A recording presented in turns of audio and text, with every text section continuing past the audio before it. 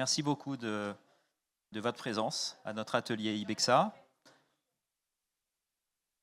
Donc on va aborder le sujet de la DXP. Je vais vous expliquer ce que c'est la DXP, quelles sont les différences entre une DXP et un CMS, et surtout la DXP intelligente. Comment l'IA va pouvoir aider. Une fois qu'on sait ce que c'est une DXP, on va voir comment l'IA peut aider à rendre cette DXP encore plus intelligente. Donc je suis Mickaël Colpin, je suis le directeur commercial d'IBEXA pour la France. Je vous en prie, installez-vous. Donc je vais vous présenter rapidement ce que c'est le CMS et surtout ce que c'est la DXP, quelles sont ses différences. Insister sur une notion importante qu'on définit comme la composabilité. Vous saurez tous ce que c'est juste après. Revenir sur l'expérience digitale qui est attendue par vos clients et comment on peut l'obtenir, notamment avec la plateforme IBEXA, bien entendu. Et après, j'illustrerai comment l'IA, sur les différentes solutions qui composent une DXP, peut vous rendre des services très utiles. Donc commençons avec cette notion de CMS et de DXP. J'ai trouvé ce schéma que j'ai trouvé vraiment parlant. Alors, je l'ai trouvé sur un site qui s'appelle Base22. Et il illustre bien pour moi les différences, où on a des outils de gestion de contenu, les CMS, que vous connaissez bien, qui sont des outils dans lesquels on va saisir du contenu qui a vocation à être affiché sur des sites. Et beaucoup de nos clients, quand ils viennent nous voir, ont un peu ce panorama au départ de nous dire j'ai plein de sites, j'ai plein d'outils pour les mettre à jour. C'est des outils parce que j'ai différents pays, parce que j'ai différentes marques, j'ai différentes langues. Donc finalement, j'ai un peu cet écosystème de plein de CMS. Ce n'est pas forcément les mêmes, chacun a choisi un peu le sien, et ils ne sont pas forcément dans les mêmes versions non plus. Donc c'est un peu un enfer à gérer, et puis c'est assez limité. On est vraiment sur de la publication de contenu, et c'est plus l'expérience qui est recherchée, c'est plus celle qu'on veut fournir à nos clients. Et c'est là sont apparus les DXP, parce que les DXP, vous le voyez, c'est une plateforme qui est beaucoup plus polyvalente, qui va vous permettre bien entendu de publier du contenu. C'est une de ses fonctionnalités, mais dans une dimension usine à site, multi-pays, multilangue, multimarque, qui va aussi être dans cette dimension multicanal, pour vous permettre de pousser du contenu sur vos apps mobiles, sur vos portails. Et puis surtout, c'est ce qu'on voit en haut, la data fait son entrée dans le jeu, et on va utiliser cette donnée pour personnaliser, contextualiser et personnaliser l'expérience client. Donc on a vraiment changé de dimension entre un simple CMS et une DXP. Et si on regarde d'un point de vue fonctionnel, une autre façon de le représenter, on a ici cette brique CMS que vous connaissez bien. Et quand on parle de DXP, c'est tout un tas d'autres fonctionnalités qui viennent se rajouter au sein de la plateforme. Donc vous retrouvez, alors c'est écrit tout petit, c'est pas très important, mais vous retrouvez de la personnalisation, vous retrouvez des fonctionnalités e-commerce, des fonctionnalités de portail, vous retrouvez tout un tas de recherches, voilà, tout un tas de fonctionnalités qui travaillent les unes avec les autres pour offrir une expérience digitale de tout premier plan à vos clients. Donc j'évoquais la composabilité, ça vous dit probablement pas grand-chose, et j'espère que dans quelques instants, ça sera beaucoup plus clair. Donc qu'est-ce que c'est la composabilité? Quand on veut réaliser un projet informatique un peu ambitieux, on a différentes approches. On a une approche que vous connaissez certainement, qu'on qualifie de best of breed. Donc best of breed, c'est quoi? On prend des composants, ceux qu'on estime être les meilleurs dans leur catégorie, et puis ces composants, on fait un travail, un projet qui peut être assez long, assez coûteux, d'intégration de ces composants entre eux. On les fait dialoguer, et ensuite on a un projet qui est certainement très performant parce que on a vraiment fait du sur-mesure en choisissant soigneusement chacune des solutions. Donc l'avantage, c'est la performance. L'inconvénient de ces projets, c'est que souvent c'est long et coûteux à mettre en œuvre, que parfois ces solutions ont des points d'overlap, elles ont des fonctionnalités communes et vous ne savez pas forcément lesquelles prendre. Et puis c'est aussi autant de prestataires, d'éditeurs, d'intégrateurs qu'il faut gérer pour différentes solutions. Donc, ce n'est pas une solution idéale. Autre grande possibilité que vous avez quand vous faites un projet, c'est d'acquérir ce qu'on appelle des suites. Donc là, les suites, c'est super parce que ça fait tout. Beaucoup plus certainement que ce que vous voulez vous-même faire, mais ça fait tout. Et donc, au sein de la suite, vous avez tout un tas de fonctionnalités. Ça s'installe beaucoup plus facilement que le cas précédent. Mais vous êtes un peu bloqué avec cette suite. C'est souvent assez rigide. Quand vous voulez l'étendre, c'est les fonctionnalités ou les modules de la suite que vous devez prendre. Et puis, c'est souvent des modèles américains avec des questions qui se posent sur le respect de la RGPD. Donc chez Ibexa, on a une approche qu'on définit comme composable et finalement qui reprend un peu le meilleur de ces deux approches avec des solutions, donc j'en reparlerai un peu plus tard, mais des solutions qui composent la DXP, la plateforme d'expérience Ibexa, mais également votre écosystème. Et l'objectif, c'est de ne prendre que les modules et les composants dont vous avez besoin, de les connecter à votre écosystème. Et tous les modules Ibexa, de la plateforme Ibexa que vous avez utilisés, ils sont déjà nativement reliés entre eux. Vous n'avez pas ce travail d'intégration à faire. Et on a choisi les meilleures solutions dans leur catégorie. Donc l'expérience digitale recherchée par nos clients, et ça c'est valable que ce soit du B2B ou du B2C, c'est vraiment une expérience sans couture. C'est-à-dire que les clients, et il y a des études qui montrent que plus de 70% des clients attendent maintenant une expérience qui est personnalisée, une expérience qui est adaptée à leurs besoins.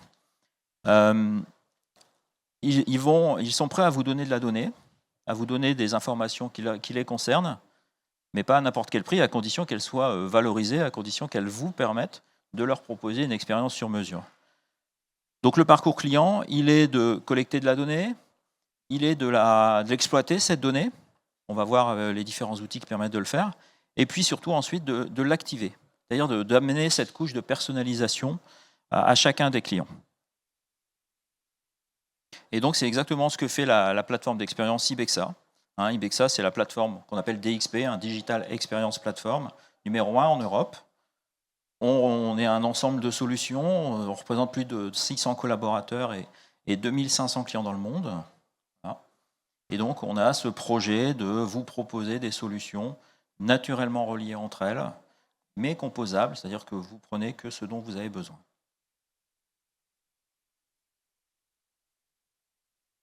Donc voilà quelques caractéristiques. Je reprends ce que je vous avais dit tout à l'heure, une intégration sans couture, parce qu'on a fait le travail pour vous. On a également une simplification des contrats, bien entendu. Vous avez un seul contrat pour l'ensemble des solutions. Cet projet 100% européen, toutes les entreprises du groupe Ibexa sont en Europe. Et puis, des entreprises qui innovent beaucoup et qui sont à la pointe de la technologie. Donc si je reprends mon petit schéma du parcours client idéal, on va retrouver pour chacune de ces étapes différentes solutions qui répondent à ces besoins. Des solutions qu'on appelle de data collection. Donc data collection, c'est vraiment capter de la donnée consentie par les clients. Vous connaissez tous les cookies qui sont un peu déjà qui sont beaucoup plus compliqués maintenant à obtenir et qui sont de la donnée capturée sans le consentement forcément des utilisateurs. Alors que ce qu'on appelle de la zero ou first party data, c'est des données que les clients vont vous donner volontairement. On a un client, le groupe Pierre Fabre par exemple, qui fait des tests. Donc Pierre Fabre, un groupe de dermocosmétiques, vous allez sur leur site et vous aurez des tests. Quel type de peau avez-vous ? Quel genre de produit correspond à votre type de peau ? Ils collectent de l'information vraiment très pertinente sur leurs clients, ce qui va leur être utile bien sûr après pour cibler les messages. Donc on collecte de la donnée, on la gère, cette donnée. Alors vous avez peut-être déjà certains d'entre vous des PIM, des plateformes de gestion de produits. Il y a également des plateformes comme la Customer Data Platform, la CDP, la nôtre s'appelle Raptor, notre PIM Quable. Donc avec ces solutions, vous allez pouvoir collecter et gérer la donnée. Et ensuite, et c'est la partie la plus intéressante et la plus importante, l'activer. C'est-à-dire vraiment utiliser ces données pour amener à vos utilisateurs, quels que soient les canaux, l'information dont ils ont besoin et qui les concerne. Donc on va illustrer maintenant comment l'IA, dans ses différents composants d'une plateforme d'expérience, vient rendre service. Et j'ai choisi 3 composants de cette plateforme d'expérience. Le PIM, dont j'évoquais juste avant, la plateforme CDP et la DXP. Donc, commençons par le PIM. Donc le PIM, plateforme qui vous permet de récupérer toutes vos données produits, les images, les descriptifs, et de les rassembler dans une seule et même solution dans laquelle vous allez l'enrichir et personnaliser chacune de ces données produits pour les différents canaux où vous voulez envoyer l'information. Donc vous avez des sites e-commerce, des marketplaces, etc. Donc pour ces différents canaux, vous allez avoir des exigences qui ne sont pas les mêmes. Et un PIM, c'est vraiment ce hub central de la donnée produit, multi-pays et multilangue. Donc je vais vous montrer une petite vidéo qui illustre comment on a intégré l'IA dans le PIM pour vous faire gagner du temps. Enhance your products and assets with AI on Quable. It only takes seconds to enrich your products. Vous pouvez monter le son. Upload your image and let Quable AI do the work for you. Fill in your descriptions and improve your SEO the smart way. The way Quable AI generates your content is completely customizable.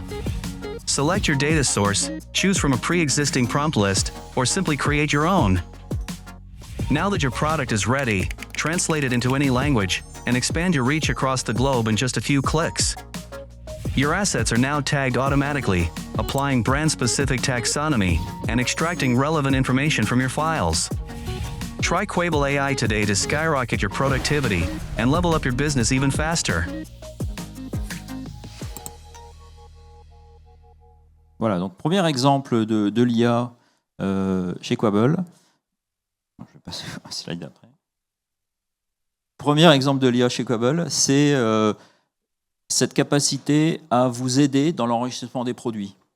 Description d'une image, ajout automatique de tags SEO, traduction automatique dans toutes les langues dont vous avez besoin. Là, l'IA rend un service et vous fait gagner un temps très très important. Et on va voir maintenant quelques exemples au niveau de la DXP, donc la plateforme d'expérience qui orchestre un petit peu tous vos contenus. Avec ce premier exemple, voilà, là il n'y a pas de son, je lance l'exemple, et vous avez l'habitude, quand vous créez des contenus, d'insérer des images dans vos contenus. Et pour le SEO, c'est vraiment également super important d'avoir un descriptif sur l'image. Ce descriptif, bon, c'est compliqué, enfin c'est un peu pénible à faire, on ne le fait pas souvent.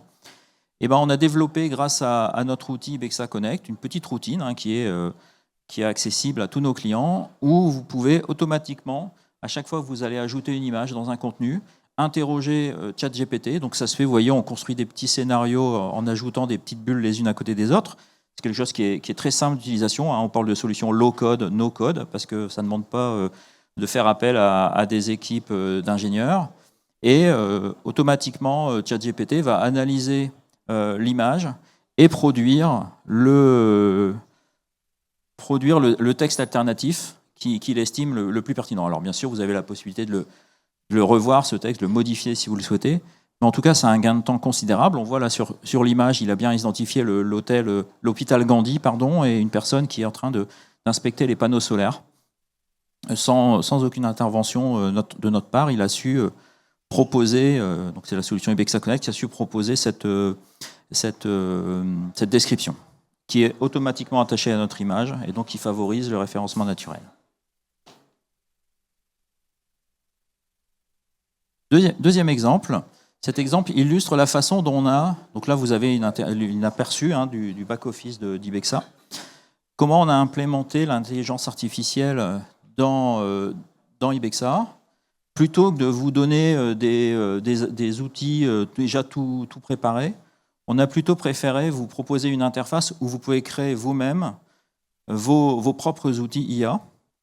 Et donc là, c'est ce qu'on va faire. On va créer un outil qui demande à l'intelligence artificielle de reformuler un paragraphe dans un langage plus proche de mon métier. Donc là, en l'occurrence, c'est l'industrie médicale. Donc là, je crée un prompt et je lui dis, reformule-moi mon paragraphe dans un ton qui correspond plus au ton de mon site. Donc ça, c'est un besoin que j'ai, je le crée. Vous en avez d'autres, vous en créez autant que vous voulez. Vous choisissez, si vous avez différents modèles IA, vous choisissez le modèle avec lequel vous voulez que la commande soit exécutée. Et une fois que vous l'avez validée, eh bien cette petite action IA est immédiatement disponible. Et quand on va là éditer un document, on sélectionne un texte et automatiquement, il va me proposer les différentes actions IA que j'ai pu créer. Donc là, en l'occurrence, celui que je viens de créer. Il me propose une reformulation et j'ai plus qu'à cliquer ou la modifier si je le souhaite et cliquer pour la remplacer. Voilà. Donc là, vous avez à votre main la possibilité de créer autant d'actions que vous le souhaitez. Dernier petit exemple sur la DXP, c'est sa capacité vraiment impressionnante à analyser un contenu audio ou vidéo et en faire la transcription. Vous avez des clients qui utilisent beaucoup le podcast, notamment pour diffuser de l'information. Et toujours avec notre outil Ibexa Connect, eh ben, on peut lui dire qu'à chaque fois qu'on upload un fichier audio, automatiquement, il va me rajouter la transcription dans le contenu de mon article. Donc là, c'est le petit programme qui permet de faire ça. Donc vous voyez, en quelques petites bulles, c'est fait. Et automatiquement, là, si j'ajoute un fichier audio à mon document, à mon article, il va me générer automatiquement et m'ajouter à l'article la transcription. Voilà. Donc c'est quelques petits exemples. On est dans l'IA générative, sur les exemples que je vous ai montrés jusqu'à présent, mais qui montrent bien à quel point l'IA peut vous faire gagner du temps au quotidien. Et j'en arrive maintenant à la CDP, donc la plateforme Customer Data Platform, plateforme d'activation de la donnée client. Donc la CDP, c'est vraiment un outil formidable. Son objectif, c'est de vous permettre, j'ai évoqué la personnalisation tout à l'heure, c'est vraiment de vous permettre d'aller dans une personnalisation beaucoup plus poussée qu'auparavant. Jusqu'à présent, vous adressez certainement des messages un peu les mêmes à tout le monde, ou alors à des segments d'utilisateurs assez globaux. L'idée vraiment de l'utilisation d'une plateforme comme Raptor, c'est de personnaliser le message à l'individu, d'avoir une telle connaissance de chacun, de pouvoir vraiment pousser des messages qui sont très très personnalisés. Donc la CDP embarque différents outils, des outils qui sont des aides finalement pour vous permettre de vendre plus. Des recommandations sur votre site, un moteur de recherche, un outil de merchandising pour pousser les produits que vous voulez mettre en avant, etc. Mais aussi cette capacité de collecte et d'activation de la donnée. Donc comment ça marche ? En fait, vous allez brancher à votre bouton. Vous allez brancher à Raptor vos différentes sources de données. Donc ça peut être vos magasins physiques, ça peut être votre ou vos sites internet, vos sites e-commerce, ça peut être votre CRM, donc toutes les données que vous possédez. Et puis, Raptor va les digérer et va vous permettre de les activer, de créer des segments très très précis d'utilisateurs pour ensuite, sur les différents canaux que vous utilisez pour adresser des messages à vos clients, avoir un message le plus personnalisé possible.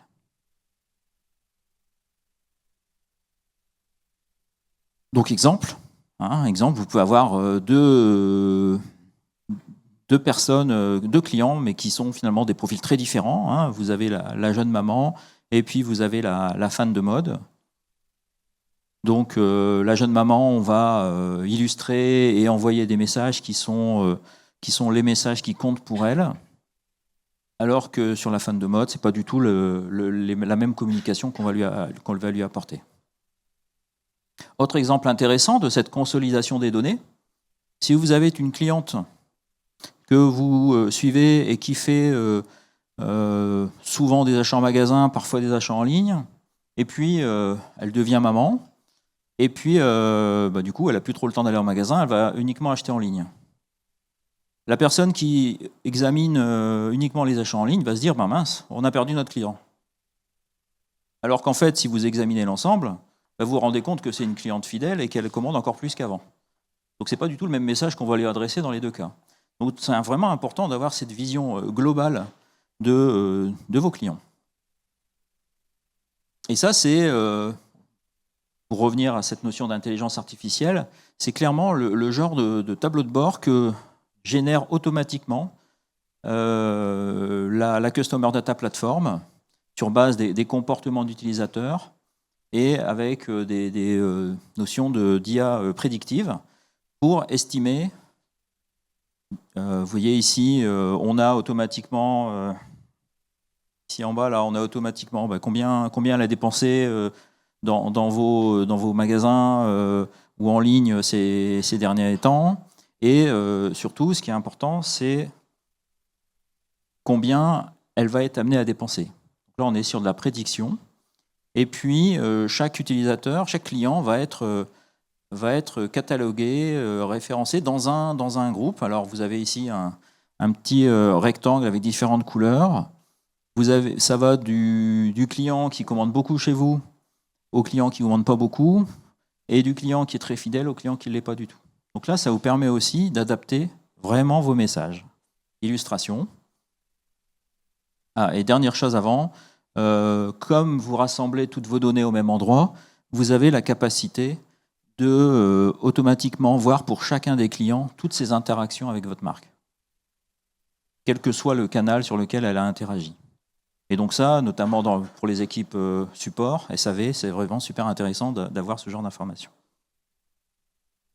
Donc si je reviens sur ce qu'on appelle la Customer Lifetime Value, finalement la valeur d'un client tout au long de sa vie chez vous, vous avez des éléments comme ça. Alors, je disais tout à l'heure qu'on était européen, la société Raptor est au Danemark.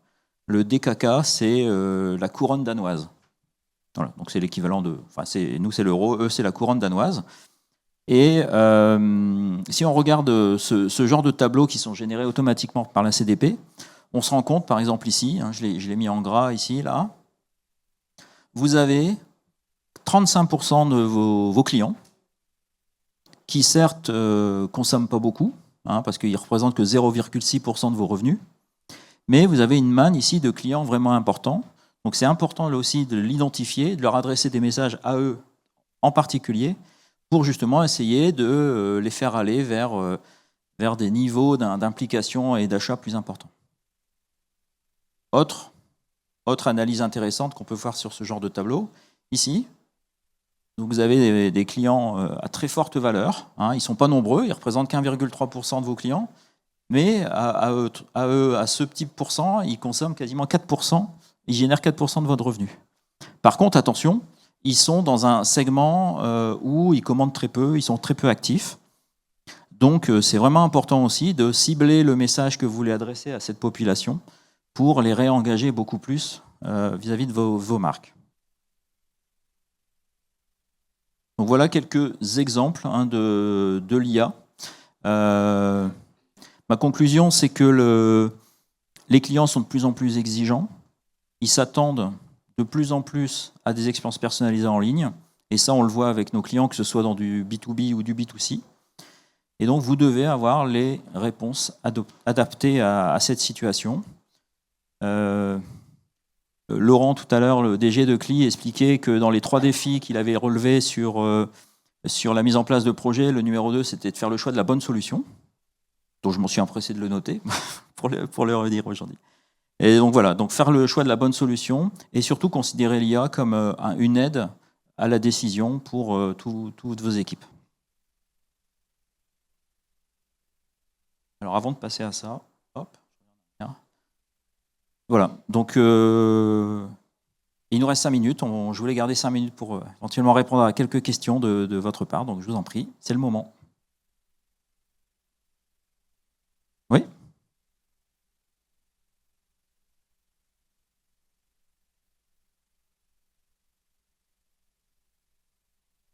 Oui, entre autres, oui.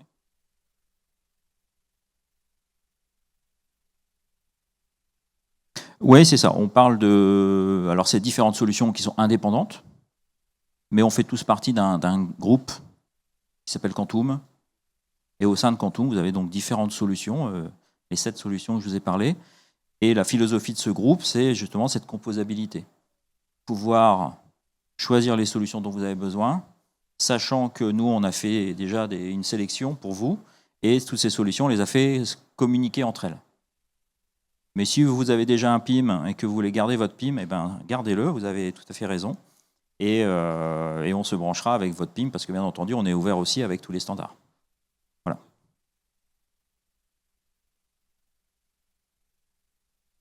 Vous nous avez présenté un certain nombre d'analyses que fait l'IA. Donc, j'ai retenu la segmentation, mais ça, on sait le faire en dehors de l'IA. Donc, quelle est la valeur ajoutée? C'est plus rapide, c'est plus pertinent, c'est par rapport à ce qu'une personne ferait.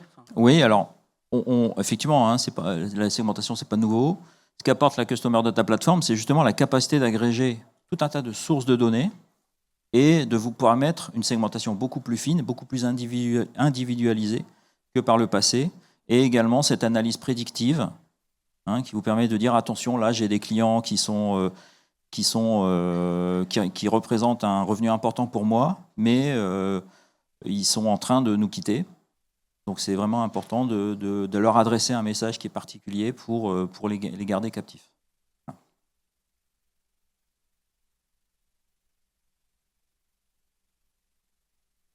C'est pas tout à fait une question, c'est plutôt un retour d'expérience. Ibexa, c'est effectivement une solution efficace qui permet de convertir,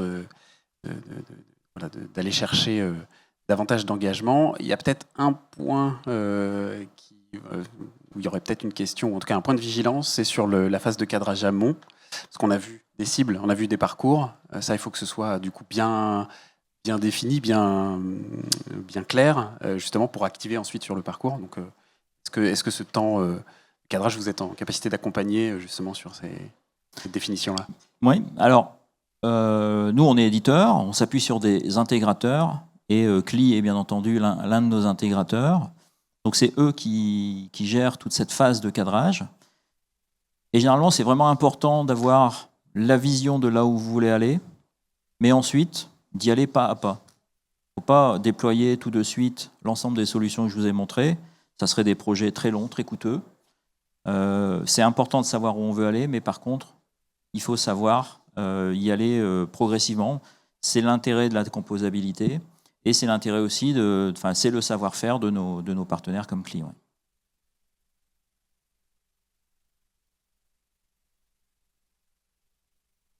Alors, pour finir, comme vous êtes venu, c'est vraiment sympa de votre part, j'ai un petit cadeau pour vous.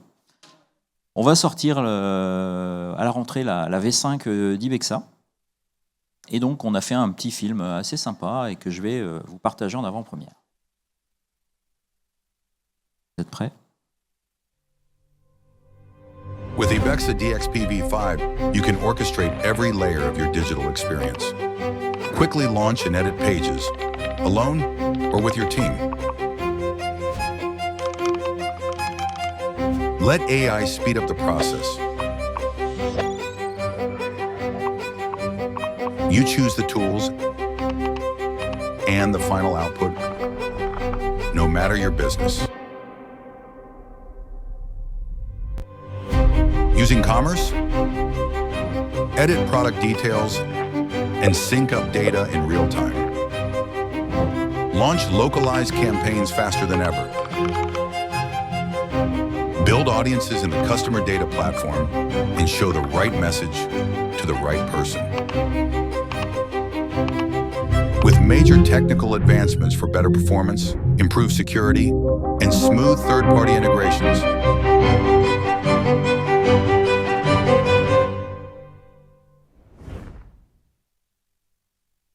Et voilà, la V5 d'Ibexa qui sort bientôt et qui reprend ce que je vous ai dit sur ces différentes possibilités de la plateforme d'expérience digitale qui forme un tout. C'est vraiment importante. Donc moi, c'est Mickaël Colpin, vous avez mes coordonnées. Et surtout, on est présent sur un stand juste ici, là, sur l'espace expérience, sur le stand Ibexa. Donc je vous invite à venir nous voir, toute l'équipe est là, pour en discuter, parler de vos projets, vous faire des démos. Et je vous souhaite une excellente journée. Merci beaucoup.